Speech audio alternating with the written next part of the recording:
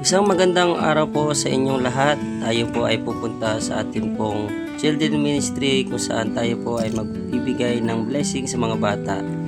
Salamat nga pala sa lahat ng nagpaabot ng kanilang extension of blessing para dito sa ating ministry.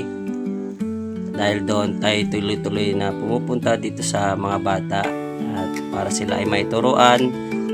Para sa gayon, lalaki sila na may takot sa Diyos at sa oras na ito, tayo ay pupunta dito sa medyo matarik ang lugar na ito at medyo malayo-layo din sa amin yung lugar na ito kaya medyo mainit.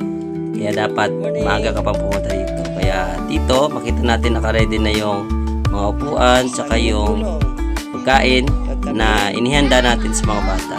At nakakatuwa dito sa Children Ministry, itong mga bata na ito sobrang kukulit talaga. Hindi mo sila maturuan, hindi mo sila mapagalitan, at kung papagalitan mo sila, mas lalo din silang kukulit, nagagalit din sila kaya dapat ipakita mo sa kanila yung disiplina pero merong kasamang pagmamahal.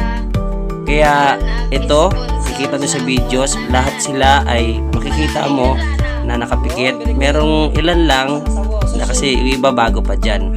Pero nakakatawa, sobrang nakaka-bless. Kaya tayo nagpapatuloy dito sa ministry nito dahil nakikita mo yung improvement kapag ikay nagtuturo, lalo na about sa Bible. Kaya yun lang, samahan nyo ako dito sa ating tuloy-tuloy na pagbabahagi ng blessing sa mga bata. Shoutout ko nga pala yung atin pong sponsor sa mga blessing na ito na pinadala sa atin. At ngayon naman, pupunta naman tayo sa isa pang children ministry.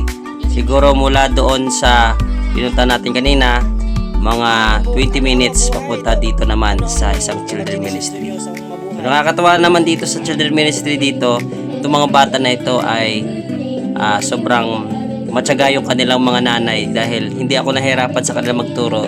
Talagang makikita mo na disiplinado yung mga bata ito.